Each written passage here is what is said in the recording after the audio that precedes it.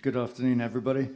So I'm going to talk about the Investor Confidence Project, which has an ambitious aim of transforming the market for energy efficiency.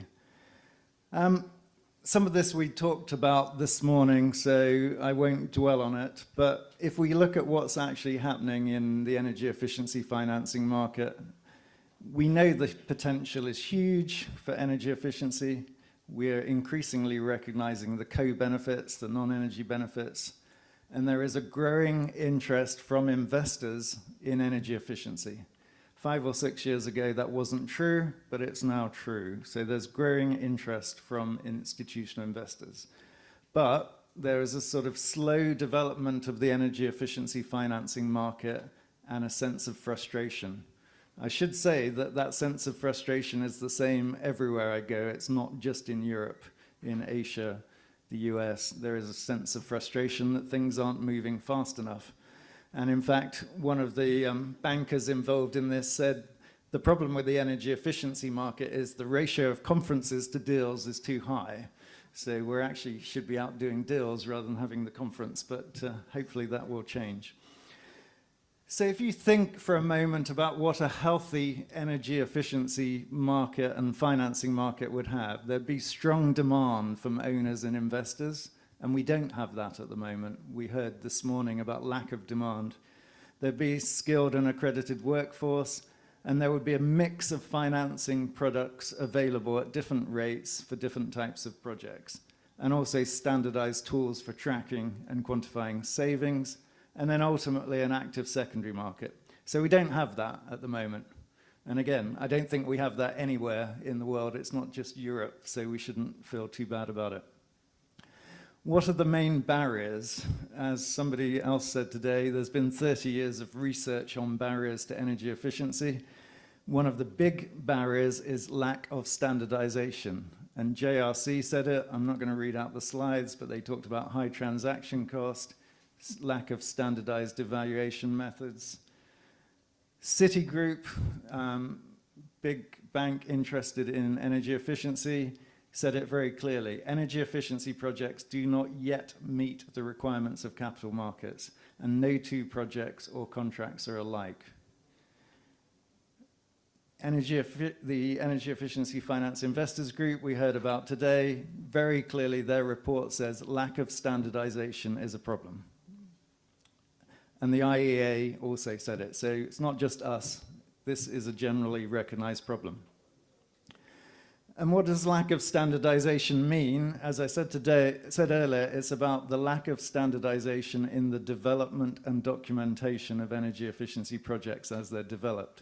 And at the moment, if you have 3 different projects, people do use different standards, different practices. Nothing is the same, and that gives you a greater performance risk if you're looking at multiple projects. You're not sure how the projects will perform, higher transaction cost, and as I said this morning, if you're a bank, you cannot build capacity around different processes. You need a standard process. People forget that banks are factories, and factories require standardization. Every time you see a bank, just think it's a factory. Okay, and you can't aggregate projects.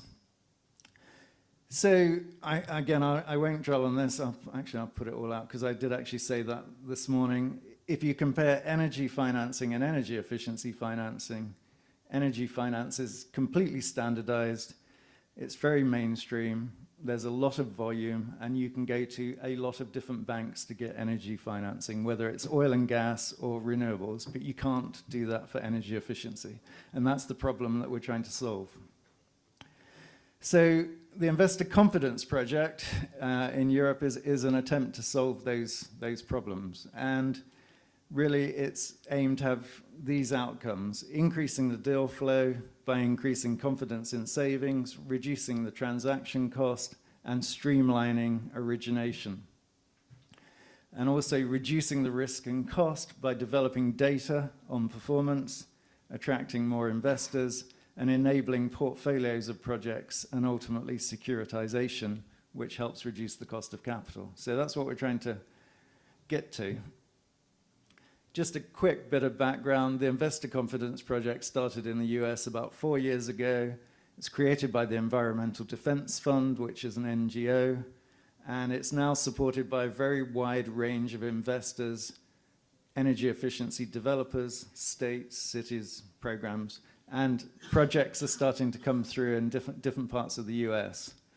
So that's where it started, which does give us an advantage. Here in Europe, we started talking about this about 18 months ago, and then we put together the consortium and got funding, and we put together this steering group, which has a number of big players, and we've got about 50 or 60, I think it is now, allies in the network. And anybody can join the network. It doesn't cost anything, but it gets you in the conversation. So we've got everybody from big banks, big project developers like Siemens, E.ON, and others, as well as NGOs, cities, the Covenant of Mayors, and many others. Our project really initially focuses on 5 countries, which are here, and in each of those countries we have an in-country advocate, as we call them. So they are the company, the people that will be pushing this project within those countries.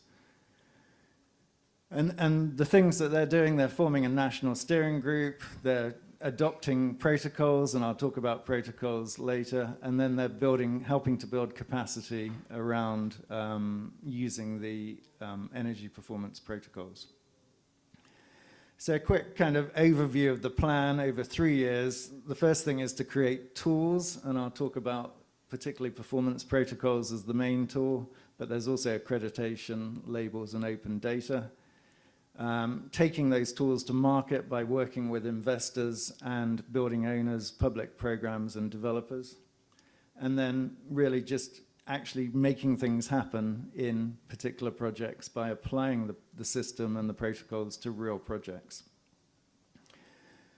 So I said the first thing really is creating tools, and the main tool that we're developing are protocols. And protocols go back to this diagram. At the moment you have this situation, which is a complete lack of standardization, and that gives us these problems.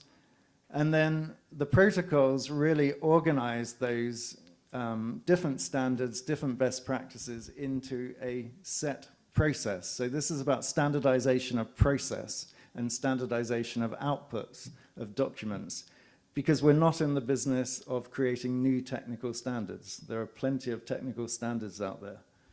So protocols just organize the process and make the documentation similar in each case.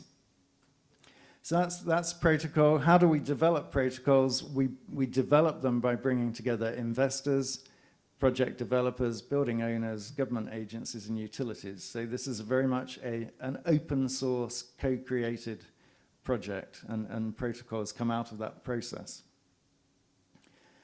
What's in a protocol? The protocols all have standard contents, and they really follow that process of developing a project, from setting a baseline, calculating the savings, designing the project, operations and maintenance, and then measurement and verification. As I said, protocols don't invent new technical standards. There's already lots of technical standards. They do not restrict engineering solutions, and they do not define a set level of standard of energy savings. You know, in some situations you can achieve high energy savings, in other situations you can't. So we don't want to set that as a standard. So that's protocols. The protocols that are under development split into residential apartment buildings, multifamily dwellings, and tertiary buildings, so commercial buildings, non-residential buildings. And in each of those 2 categories, there are 3 protocols. The large category is for big projects, so that's projects with a capex more than 1 million euros, and these tend to be whole building retrofits.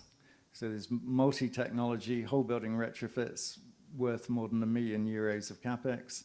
Standard tertiary and standard apartment is projects less than 1 million, but still whole building retrofit. And then what we call targeted, which is single measures, so whether that's building fabric, lighting, HVAC, it's a single measure rather than a whole building retrofit. And those levels of capex that we've set are really guidance from the financial institutions.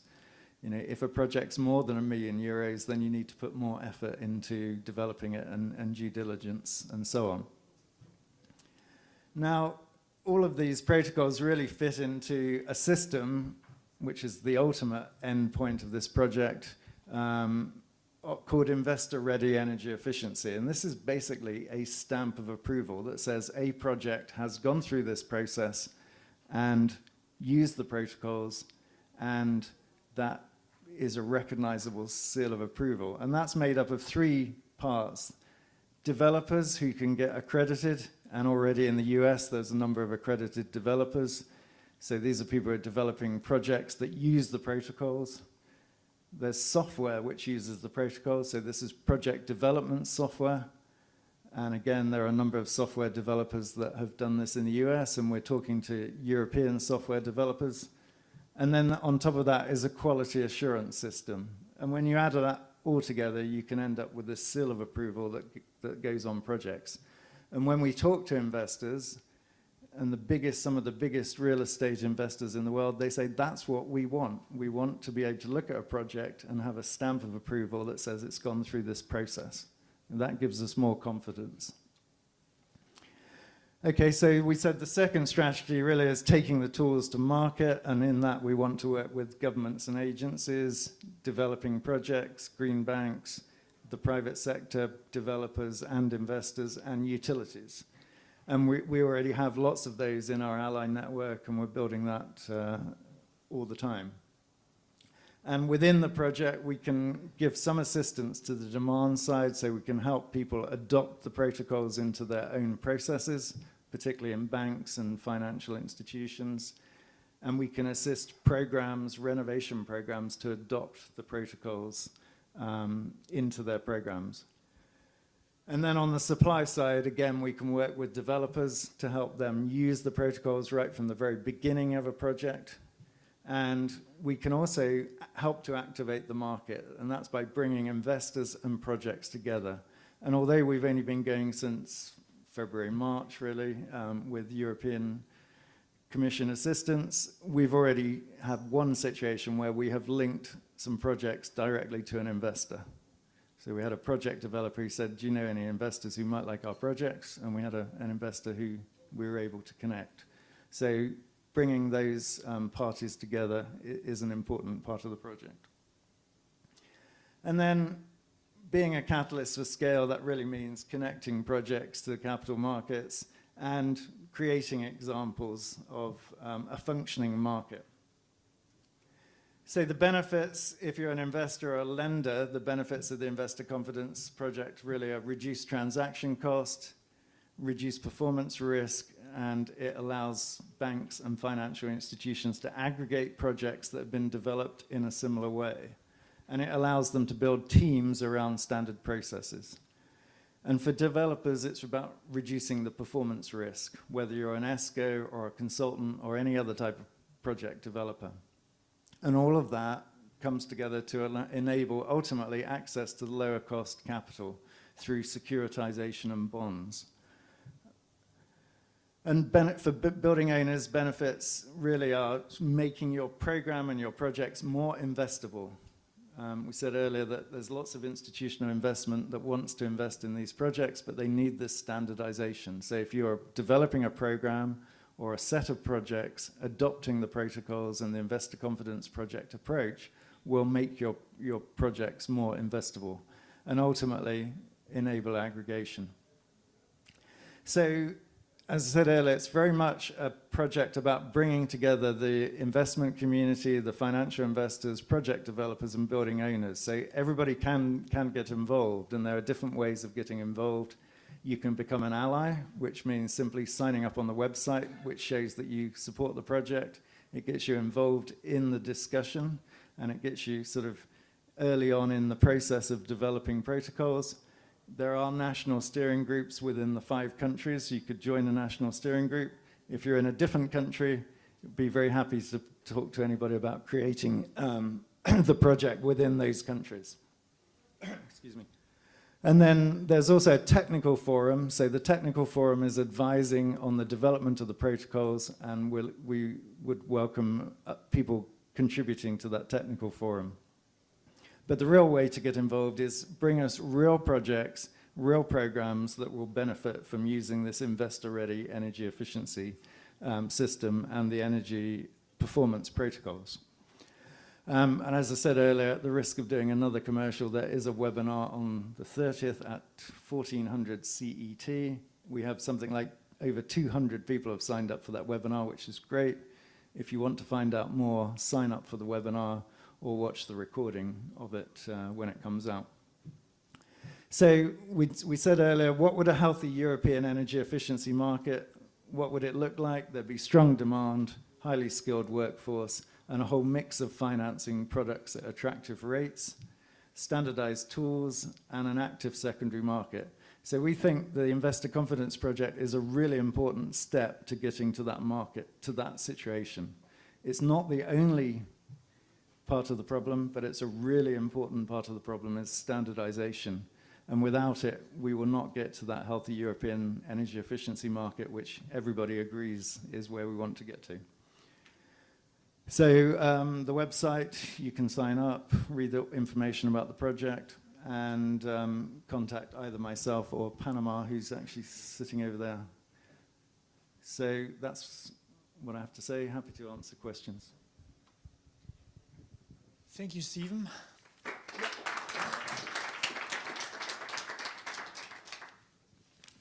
Good. Thank you for this presentation. My colleague Adrien Boulier, who's not in the room here, usually has a presentation where he always says, on the one hand, you have the investors that say there is a lot of money available and we just want to spend it. On the other hand, you have the project developers that always say we need funding. And so this is one of the projects, one of our flagship projects, if you want, that brings together the world of the investors and should bring together this world of the investors with the world of project developers. So, well, that's the reason why it was funded. Do you have questions? There is, I think there must be many questions because you just gave a hint of this project and because this is also a complex issue to develop standards and protocols. And so I have Barbara here and the gentleman afterwards. That was fascinating. Thank you very much. And I just love the banks as factories. That's changed my whole view of banks. To what extent do you think that this project depends on aggregating lots of projects on the same type of building? Because I ask the question because in my part of the world, the problem is about a dispersed population living in buildings that are not the same. Okay, I think it's an enabler for aggregation. It doesn't require aggregation to work. So we can't aggregate unless we have standardization. And the example I always use is perhaps not a good example given its effect on the financial situation, but you know, securitization of mortgages or any other credit card debt goes on all the time. You could not aggregate mortgages and securitize them if they weren't all done in pretty much the same way.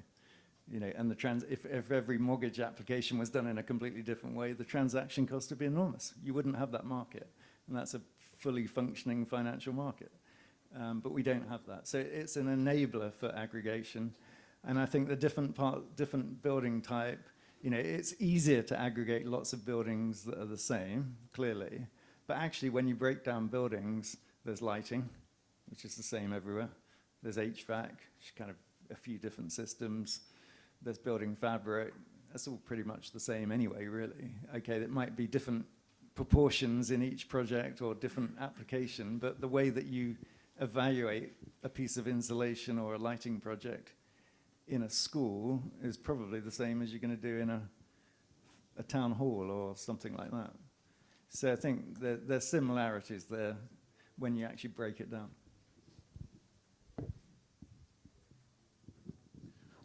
I work with the retrofit project. You may know about the retrofit project because also a certain way of standardization by providing a certain solution for technical solution. I was a little bit missing your technical solution when you go for standards. And the other aspect with the retrofit project is that it also provides a certification. Because when we look for financing of retrofits, it is important to provide the specific information for the banks that certain targets have been achieved. And I miss a little bit this point in your presentation. So the technology or choice of technology is we're agnostic about the technology, but I agree, if you're an investor, you like certain types of technology and you like certain vendors of that technology, that may affect the confidence. But we're not saying use a particular type of technology at any point. That's up to the project developer and the project owner. What we are saying is evaluate that project in a similar way, with a similar standard way of calculating benefits, and then going right through to measurement and verification. So it's the whole process that we're trying to standardize. So I don't know if that answers the question. We can debate it later, perhaps. Oh, certification. Yeah, sorry, I've forgotten the certification. In a sense, we're providing a certification around the project development. So our ultimate stamp of approval, the investor-ready energy efficiency, is a certification or an accreditation process that says this project has been developed using this process, and therefore you can have more confidence in the result. So we are providing a form of accreditation or certification on a project development process, rather than a particular bit of technology. As any standard or accreditation that is developed, of course, depends that it's then used by the market. You have a network of companies. I guess you're confident that it will in the end be used by the market, but what are you doing that this is actually then implemented and being used, this protocol and this standardized ways of developing projects? Yeah, you're absolutely right. It has to be used, and nobody has any interest in producing a standard that's not used. And that's why the protocols have to be developed with the players in the industry, the stakeholders. And the more of those stakeholders we can get involved, the better it is, and the more they will be adopted. The other thing that we're really focused on is interacting with the financial institutions. And actually, I said to Paolo this morning, I said, it's interesting, this is about financing, and actually there are very few bankers here. You know, that's one of the problems. There's some, you know, some investors and a couple of funds, I know, but actually there's very little interaction of the energy efficiency industry and investors very often. So we are very much focused on getting those guys involved, because at the end of the day, if they say, in order to get funded, you need to do it this way, then that will force adoption.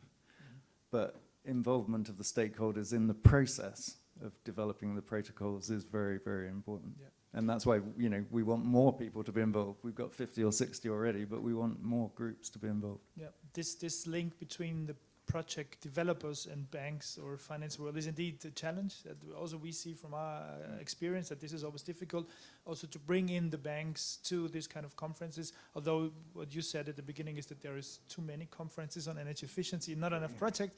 But anyway, we have a question at the end from the lady. There is a microphone next to you. Camilla Allwood from Refit in London. You said there would be approvals for developers, for software, and for accredited QA, but I'm trying to, can you clarify for me, how does that match up with accreditation at a per project level? Because they seem to be slightly different. Is that right? Well, for a project, ultimately for a project to be accredited, it will have been done by a developer or use software that is accredited software. So it's accrediting that they've used the process of the protocol.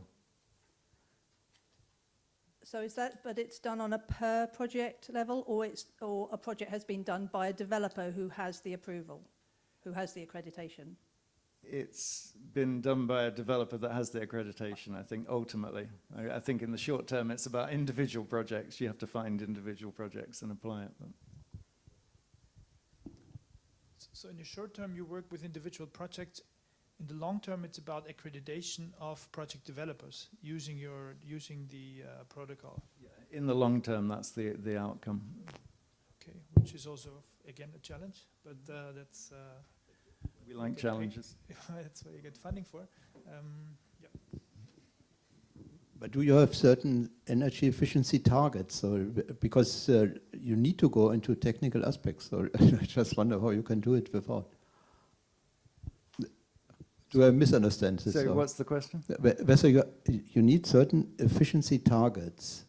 For example, for any promotional program, when you want to use European Union funds or so, you need to have a certain energy efficiency target which is implemented by any retrofit, for example. Well, I mean, that's interesting. I mean, there are some people who say there should be a target. You know, if you talk to the climate bonds people, they say a project should save 50% in order to qualify as a climate bond eligible project, let's say, as an example. And then you look at a project like the Empire State Building in the US, which everybody knows that example. It saved 38%, which was incredible, but you know it couldn't save 50%. So are we saying that project shouldn't be funded, or that was not a good project? That doesn't make any sense to me.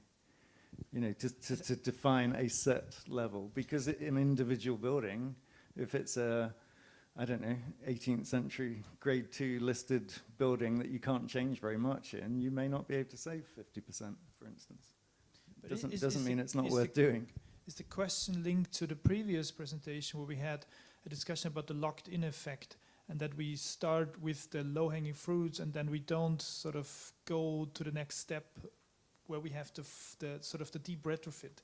Is it how do you prevent that it's only these easy targets that you tackle and not the I think the full that's way? actually more of an issue about creating demand of the right type of demand.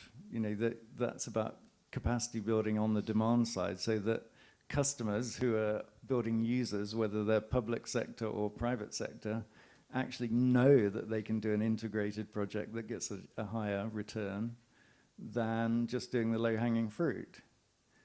You know, that's about that part of the problem rather than how you develop those projects. If that makes sense. It does make sense. Linking to that. Just on that topic, two questions. Wouldn't it be a good opportunity to let this be a part of this concept, that you say, okay, if you want to enter into this ICP with your project, you should prove that you have a kind of refurbishment roadmap at least considered. It's done anyway.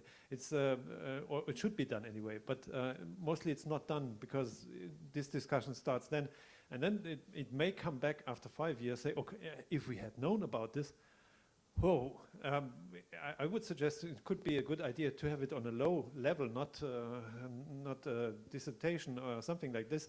Just on a low level, an idea how could this building be moved into which direction, that decision makers have an opportunity to decide. And second one, what I like very much from this ICP approach is that's open source. That's really a complete difference from what we discussed this morning, where everybody's talking about some standards, what they assess and how they assess.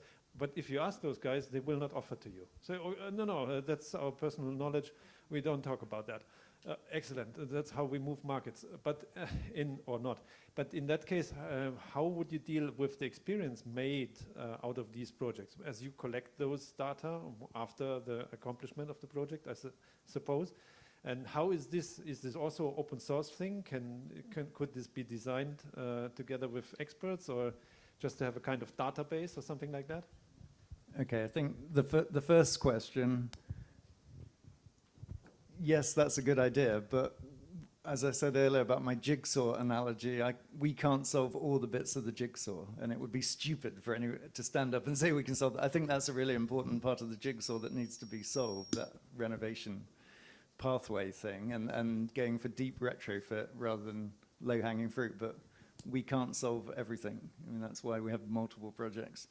And then the second part of that, you know, the open source thing, ultimately what you want is real performance data on real projects to be on a relatively open availability, so open data.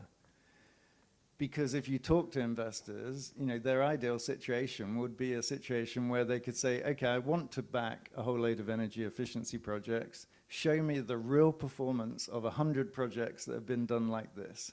And you would have an actuarial database that says, okay, the average return is X, the risk is Y. Okay, I'm happy as an investor. But we don't have that. And there is so little data on actual performance. And it's quite interesting, again, this thing about language and the gulf between the finance world and the energy efficiency world, because the energy efficiency guys, of which I have been one for a long time, always say, all this stuff works. You know, it does a 3-year payback or whatever. And you go to the finance world and they say, show me the data. And there's hardly any data out there on real project performance. And even the biggest investors, I'll give you an example, BT, British Telecom, one of the biggest energy users in the UK, really big investor in energy efficiency over many, many years. And overall, they know it's worthwhile. But if you say, what was the average return on your LED projects? Or what was the average return on your HVAC projects? They say, don't know. So that issue of performance data, and in the US, the Investor Confidence Project is moving towards creating an open data platform so that you do a project and the performance is available. Now that has all kinds of issues, but that's where we need to go, I believe. There isn't hardly any performance data out there. If there is one thing we all agree is that there is the track record is missing. So we don't have on the European scale enough information about which projects we have. I mean, you said on deep retrofit we don't have even 20 projects. You found not even 20 projects. So, but I think, yeah. So, just a small comment on tracking. Actually, this is the core of energy performance contracting, that you do have track records. I mean, this is the basis. If you have guaranteed savings, you do have a track record of the actual performance. So this is what energy performance contracting is, as we in the European energy efficiency community see it, what this is about. So actually, where I very much agree with you and also what you said earlier, that we haven't added all these numbers of the existing projects around.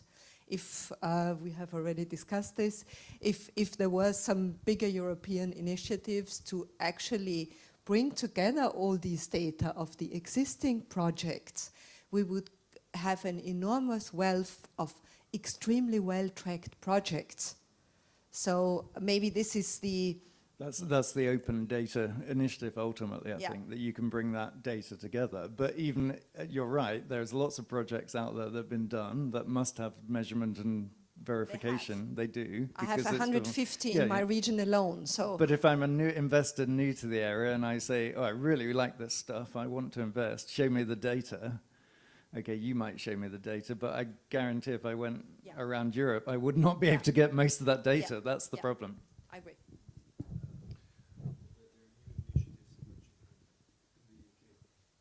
Okay. Yeah, I would like to add something. Thank you. Well, but currently in the UK, there are new initiatives emerging on best practice sharing, and this might be also something where you could get at least some kind of a sample of best practice examples.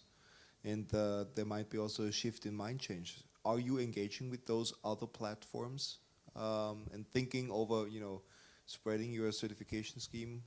Yeah, we're engaging with as many platforms as we can talk to, really, and that's just a capacity issue. So that's both in the investment side and standards and best practice, because this is about best practice. You know, the problem is we have standards and we have best practice, and then we have everyday practice, and we're really about bringing everybody up to best practice. So yeah, we're engaged with anybody that we can engage with, really. It is very open source. Dario Di Santo from FIRE Italy. Thank you for this interesting presentation, Stephen. I just wonder if perhaps an Italian experience, market-based, can be of interest. We have a large franchisor group in Italy that deals mainly with retrofitting, especially for thermal plants in condominiums and other buildings, that stipulated an agreement with an accredited certification body last year, I think. And the basic idea is this one. If the franchisees around Italy make an agreement with the franchisor and they use certain procedures, certain software, and were auditing a building, that opens the possibility to third-party financing with a group of banks that stipulated another agreement with the franchisor.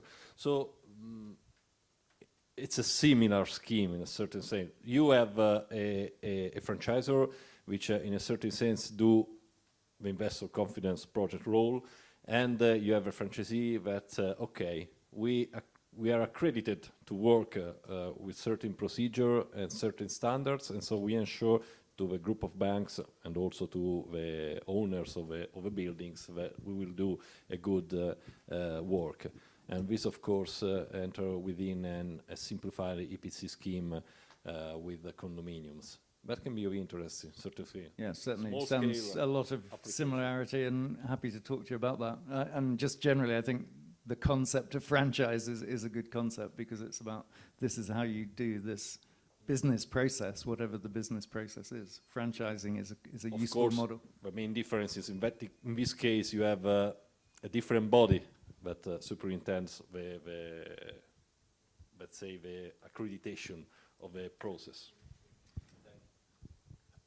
I heard the bell. That means that we come to an end to this session. Just two things I want to mention. First is we have this, it was mentioned early morning already, the Energy Efficiency Financing Institution Group produced a report, which can be downloaded on the website of DG Energy or on the website of manageenergy.net. So this is this initiative that also actually is financing this conference today. And when you talk about good practice example, it's all about what is being done on the manageenergy.net initiative. So have a look at the website. The next presentation, first, thank you, Steve, for this nice presentation. Also, and the next presentation will be on Public-Private Investment Fund and EPC for public buildings from Cambridgeshire in the UK in 3 minutes.